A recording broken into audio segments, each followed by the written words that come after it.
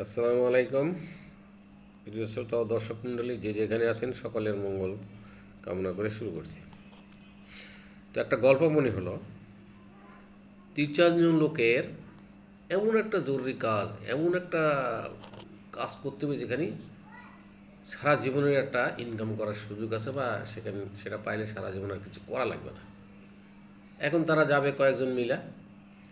তো এখন বাসায় এদিকে ভাত হয়েছে রান্না।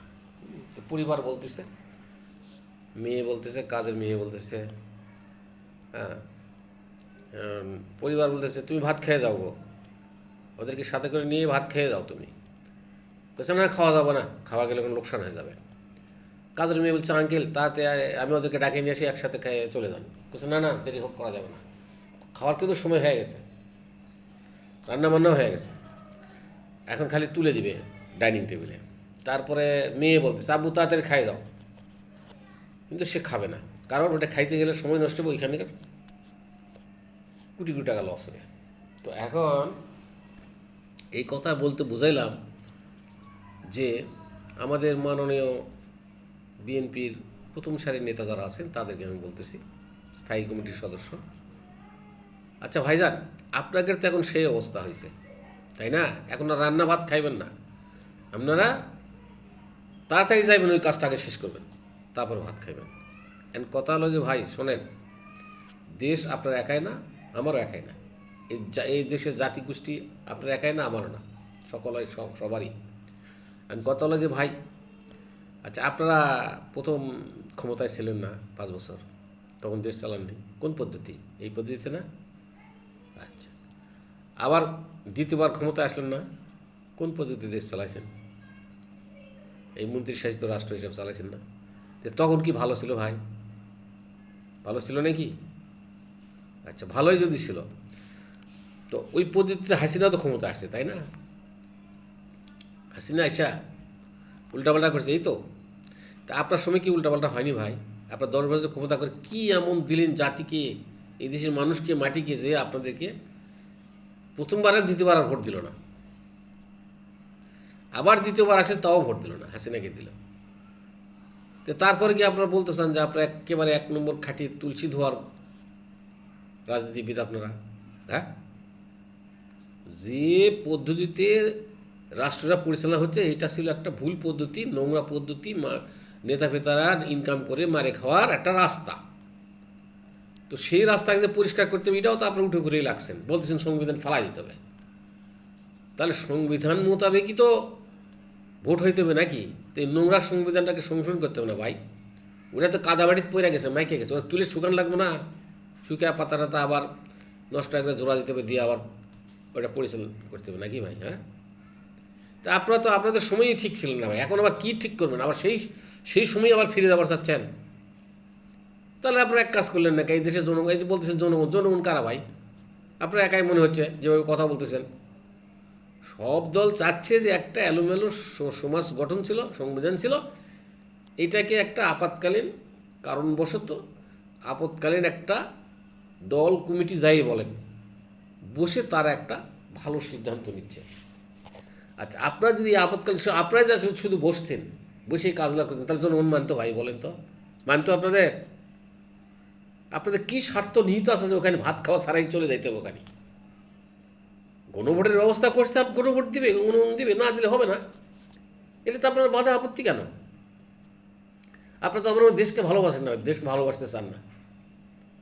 3বার প্রধানমন্ত্রী হলেন আর 2বার শাসন করলেন, জিয়ার শাসন আপনারা করতে পারেন, ওটা এক্সট্রা, ওটা আপনারা করতে পারেন না। এই 10 বছরে কি মানুষকে দিলেন যাতে করে মানুষ আমাদের ভুলে গেছে। তো এখন ভাই সময় নষ্ট করিন না, নিজের স্বার্থকে প্রাধান্য দিন না, ইলেকশনটা হইতে দেন না, ইলেকশনটা হোক।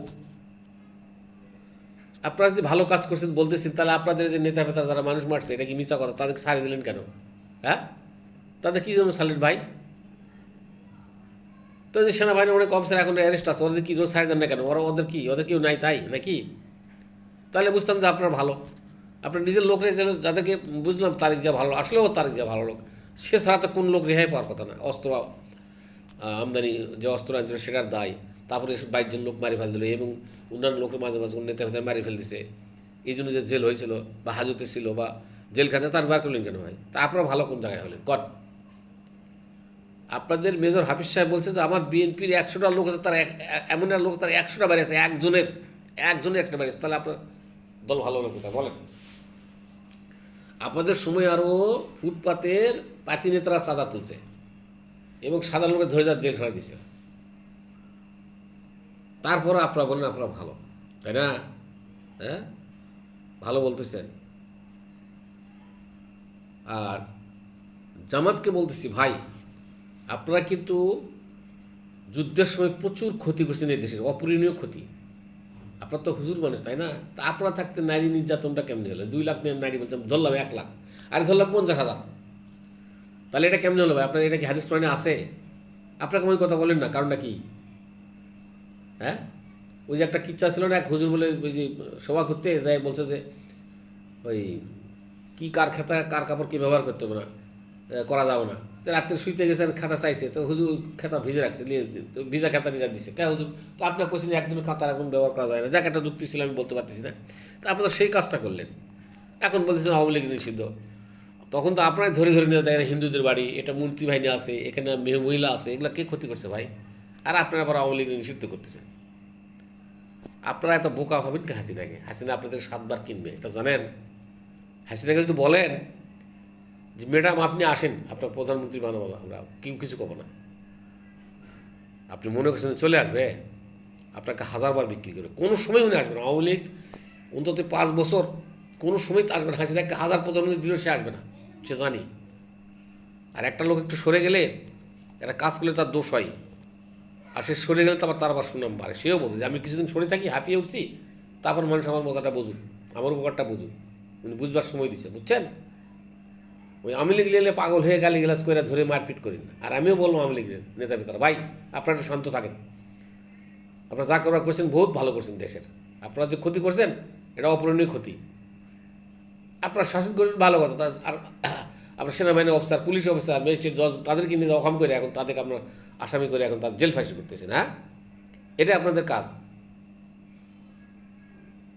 অতএব আওয়ামী লীগের যারা ভাইয়েরা আছেন, আপনারা চুপচাপ থাকেন।